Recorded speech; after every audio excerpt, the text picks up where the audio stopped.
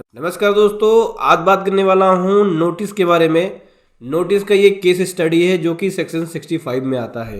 हाँ जी दोस्तों, GST audit, जब एक जीएसटी ऑडिट होता है, जीएसटी ऑडिट होने के बाद जब नोटिस दिया जाता है, उसके बारे में आज हम बात करेंगे। बहुत ही इंटरेस्टिंग केस है और बहुत ही अलग अलग पॉइंट इसके ऊपर लगाए हैं। बहुत कमाल का वीडियो है ये, बहुत कुछ सीखने को मिलेगा, बहुत कुछ समझने को मिलेगा आपको इस वीडियो के अंदर। ये जो नोटिस है, मैं आपको पहले शॉर्ट में समरी बता देता हूँ। ये जो नोटिस है, यहाँ पे इन्होंने क्या काम किया है, परचेज के ऊपर 3% फ्रैट कैलकुलेट किया है, बैंक चार्जेस को टैक्सेबल बना के बैंक चार्जेस के ऊपर टैक्स लगा दिया है जो आपने पीएनएल में डाला है। साथ ही साथ डेप्रिसिएशन को भी रिवर्स बैक करके एडिशन कर दिया है, ऐड बैक करके उसके ऊपर टैक्स लगा दिया है जीएसटी के अंदर। हालांकि ये जो होता था इनकम टैक्स में डेप्रिसिएशन अलाउ और डिसअलाउ करते थे, लेकिन यह जीएसटी के अंदर डिसअलाउ करके उसके ऊपर टैक्स लगाया है। बहुत ही कमाल का केस है, मजा आने वाला है, बहुत कुछ सीखने को और समझने को मिलेगा। लेकिन उससे पहले बताना चाहूंगा, जो भी भाई बंधु मेरे चैनल पे पहली बार है, इस वीडियो को पहली बार देख रहे हैं, जिन्होंने अभी तक सब्सक्राइब नहीं किया, सब्सक्राइब कर लीजिए, साथ ही साथ बेल आइकन पे भी क्लिक कर लीजिए ताकि इस तरह का कंटेंट आपको मिलता रहे। सो दोस्तों, आप सभी जानते हैं जैसा कि सेक्शन 65 के अंदर जो पावर है, उस पावर के अंदर डिपार्टमेंट स्पेशल ऑडिट करती है, जिसको हम जीएसटी ऑडिट बोलते हैं, जो कि डिपार्टमेंट के द्वारा किया जाता है।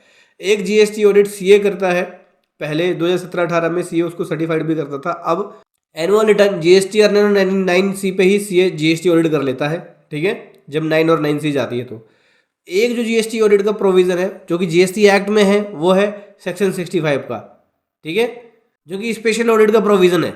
देखिए, सीए जो ऑडिट करता है उसको लॉ के अंदर कोई सेक्शन में नहीं बताया गया कि भाई ये चार्टर्ड अकाउंटेंट के द्वारा ही करना है जीएसटी एक्ट के अंदर, ठीक है। लेकिन 65 के अंदर जो ऑडिट का प्रोविजन है उसके अंदर बताया कि यहाँ पे ऑफिसर जो है स्पेशल ऑडिट करेंगे।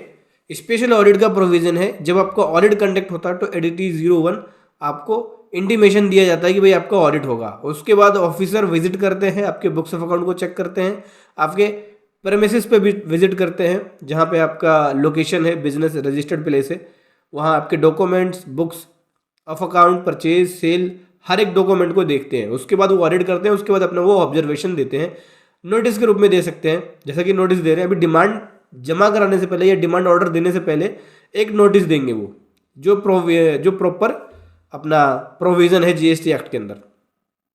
तो यहाँ पे इन्होंने डिस्क्रिपेंसी निकाली है। देखो, 2B और 3B का मिसमैच निकाला। ये तो आम बात है 2B और 3B का मिसमैच, कि 2A में इतना बिल आया, 3B में इतना क्लेम कर लिया। ये नॉर्मल सा मिसमैच है। ये नॉर्मल जब आपका DRC 01 या असेसमेंट 10 का नोटिस आता है तो उसमें भी आ जाता है। लेकिन जो हैरान करने वाली बात है, जो खास इस नोटिस के अंदर पॉइंट है, केवल उस पॉइंट पे डिस्कस करूंगा मैं। जैसे कि डिस्क्रिपेंसी सेकंड के अंदर बात करें तो यहाँ बोलते हैं कि आपने सेक्शन 49 के जो प्रोविजन है उसका वॉयलेशन किया है, रूल 86B को कंप्लाई नहीं किया है। रूल 86B ये क्या बोलता है? रूल 86B ये बोलता है कि अगर आपकी मंथली सेल, एक मंथ में अगर आपकी सेल 50 लाख से क्रॉस हो जाती है तो आपको 1% लायबिलिटी अपने कैश लेजर से जमा कराना पड़ेगा। जैसे पूरा साल है, पूरे साल के अंदर किसी भी मंथ में अगर 50 लाख से क्रॉस हो जाए तो आपके ऊपर 1% की लायबिलिटी आ जाएगी, ठीक है। या आपकी मंथली सेल 50 लाख से ज़्यादा है तो आपके ऊपर 1% की लायबिलिटी आ जाएगी।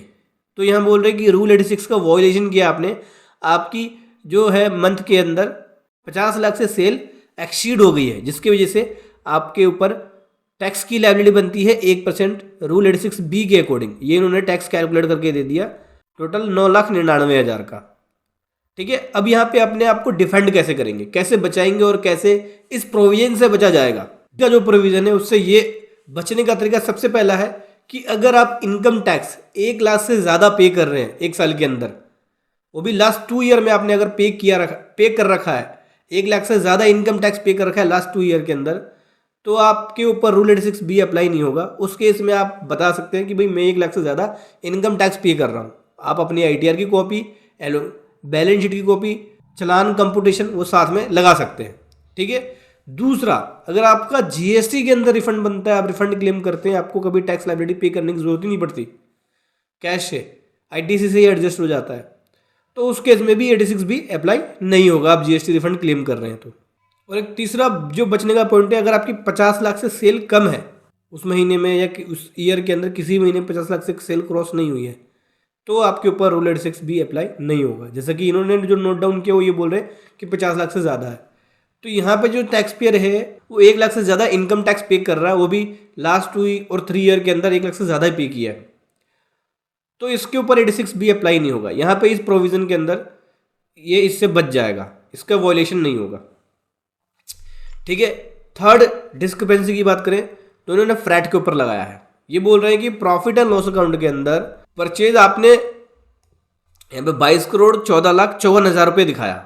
ठीक है।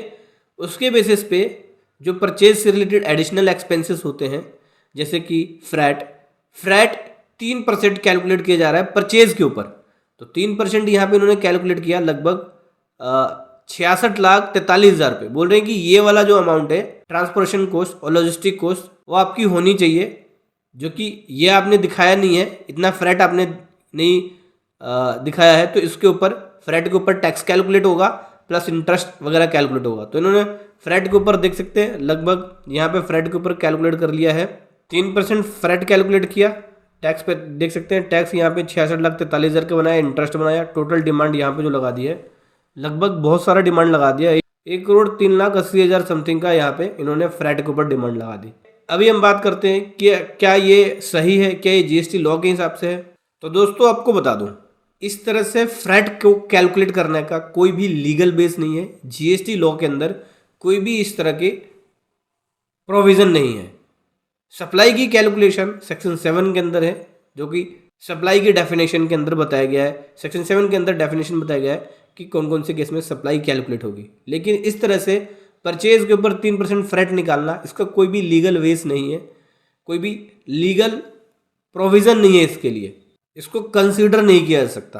अगर आपका फ्रैट बनता है, फ्रैट अगर आपके प्रॉफिट एंड लॉस अकाउंट में है, जीटीएस सर्विस ली है, तो उस पर आरसीएम की लायबिलिटी बन सकती है, लेकिन इस तरह के केस में कोई भी लायबिलिटी नहीं बनेगी। ठीक है। तो इसका कोई भी लीगल बेस ना होने की वजह से ये भी वैलिड नहीं है। इसका प्रॉपर एक रिप्लाई देंगे, लॉ के अकॉर्डिंग इसका रिप्लाई जाएगा। ठीक है। आप चाहे तो हमारी पेड प्रोफेशनल सर्विसेज ले सकते हैं इस तरह का, अगर आपके पास नोटिस आई तो रिप्लाई के लिए, जिसका लिंक वीडियो के डिस्क्रिप्शन में मिल जाएगा। डिस्क्रिपेंसी नंबर 4 की बात करें तो बैंक इंटरेस्ट। ये बोल रहे हैं कि टैक्स पेयर ने bank charges, bank interest charges 4,47,000 का अपने प्रॉफिट एंड लॉस अकाउंट में दिखाया है। बिना कोई डॉक्यूमेंट के ये अमाउंट टैक्सेबल सप्लाई के अंदर जीएसटी लॉ में ट्रीट किया जा रहा है, और इसके अकॉर्डिंग इस पर 18% टैक्स लगेगा और इस पर इंटरेस्ट कैलकुलेशन होगा। ठीक है। बैंक इंटरेस्ट को उठा के इन्होंने एड बैक कर दिया, उस पर टैक्सेबल बना दिया जो इन्होंने खर्चे डाल रखे हैं बैंक इंटरेस्ट का। तो देखिए, सबसे पहले तो मैं आपको बता दूं, बैंक इंटरेस्ट एग्जम्पशन है, बैंक इंटरेस्ट की एग्जम्पशन है। बैंक इंटरेस्ट के ऊपर कोई भी टैक्स नहीं है। अगर डॉक्यूमेंट्री प्रूफ भी होगा तो भी बैंक इंटरेस्ट के ऊपर कोई टैक्स नहीं लगेगा। सेक्शन 7 के अंदर जो सप्लाई की डेफिनेशन है उसमें इसको कैलकुलेट नहीं किया जाता। ठीक है। एग्जेम्पशन है, इसमें नोटिफिकेशन नंबर 12/17 देख सकते हैं 2017 का, एंट्री नंबर 27, वहाँ पे साफ साफ इंटरेस्ट ऑन लोन या बैंक लोन पे जो इंटरेस्ट है अगर वो पे कर रहे हो आप तो उस पर जीएसटी नहीं लगता, एग्जेम्पशंस होती हैं। सबसे पहली बात, जो बैंक इंटरेस्ट है वो आपके स्टेटमेंट में, बैंक स्टेटमेंट में रिफ्लेक्ट कर रहा है, आपके लोन स्टेटमेंट में रिफ्लेक्ट कर रहा है। ये डॉक्यूमेंट ही सफिशिएंट है। जितना बैंक इंटरेस्ट आपके बैंक स्टेटमेंट में, अगर सीसी अकाउंट है तो उस सीसी अकाउंट के स्टेटमेंट में, बैंक ओवरड्राफ्ट अकाउंट है तो उस स्टेटमेंट में अगर इंटरेस्ट रिफ्लेक्ट कर रहा है, आपका लोन स्टेटमेंट में इंटरेस्ट रिफ्लेक्ट कर रहा है, वही सफिशिएंट होता है, वही एक बेस होगा। यहाँ पे को सप्लाई में ट्रीट नहीं किया जाएगा। अगर इसको सप्लाई में ट्रीट किया जाता है तो जो एग्जेम्पशन है उस एग्जेम्पशन का कॉन्ट्राडिक्शन होता है। ठीक है। जो एग्जेम्पशन नोटिफिकेशन है जो कि लॉ के अकॉर्डिंग नहीं है, जो कि अनसस्टेनेबल है लॉ के अकॉर्डिंग। ठीक है। तो ये भी आपके ऊपर नहीं लग सकता। अगला बात कर लें डेप्रिसिएशन की। तो ये बोल रहे हैं कि आपने प्रॉफिट एंड लॉस अकाउंट में 5,84,000 का डेप्रिसिएशन शो किया, इसको भी टैक्सेबल सप्लाई में ट्रीट किया जाएगा। 18% जीएसटी कैलकुलेट होगा, 9% सीजीएसटी, 9% एसजीएसटी प्लस 18% इंटरेस्ट भी लगाएंगे। तो इसको टैक्सेबल अमाउंट में इन्होंने ट्रीट कर लिया, प्लस टैक्स लगा दिया, यहाँ पे जीएसटी लगा दिया, प्लस इंटरेस्ट लगा दिया। अब डेप्रिसिएशन की बात करें कि इसका लीगल प्रोविज़न क्या है, तो डेप्रिसिएशन को यहाँ पे टैक्सेबल सप्लाई में ट्रीट किया। देखो, सबसे पहली बात, डेप्रिसिएशन हम अपने कैपिटल गुड्स पे लेते हैं। ठीक है। जो कैपिटल गुड्स है वो भी अगर आप बुक्स के अंदर उसे कैपिटलाइज कर रहे हो, मतलब कैपिटलाइज का मतलब हो गया कि बुक्स के अंदर आपने उसे कैपिटलाइज किया, जीएसटी पोर्शन को भी कैपिटलाइज कर लिया, तो उस केस में जीएसटी का इनपुट नहीं मिलेगा, या तो आप कैपिटलाइज करो या फिर जीएसटी का इनपुट लो। और अगर टैक्सेबल वैल्यू को केवल कैपिटलाइज किया है तो उस केस में आपको जीएसटी का इनपुट मिल जाता है। ठीक है, अभी अगर डेप्रिसिएशन हम डाल रहे हैं तो यहाँ पे डेप्रिसिएशन को टैक्सेबल सप्लाई में कैलकुलेट नहीं किया जा सकता। क्यों नहीं किया जा सकता? क्योंकि ये भी सेक्शन 7 के अंदर सप्लाई में ट्रीट नहीं किया जाता इसे। सेक्शन 7 क्या बोलता है कि अगर गुड्स एंड सर्विसेज की सप्लाई की गई है तो वो सप्लाई में ट्रीट किया जाएगा, कंसिडरेशन रिसीव हो रहा है तो किया जाएगा, रिसिपेंट एंड सप्लायर है तो उसमें सप्लाई में ट्रीट होगा। डेप्रिसिएशन पीएनएल में चार्ज किया गया है तो उसे सप्लाई में ट्रीट नहीं किया जाएगा। इसका कोई भी लॉ का बेस नहीं है कि इस प्रोविजन के अंदर, इस एक्ट में आपने इसका वायलेशन किया है तो इसको भी सप्लाई के रूप में आप ट्रीट नहीं कर सकते। ये बिल्कुल इलीगल है, तो इसको भी आप डिफेंड कर सकते हैं और अपना रिप्लाई ऐसा बना सकते हैं कि इसको ड्रॉप कर दिया जाए। तो समझ गए दोस्तों किस तरह से आपको यहाँ पर रिप्लाई देना है। वीडियो कैसी लगी जरूर बताएं। Thank you so much. जय हिंद, वंदे मातरम।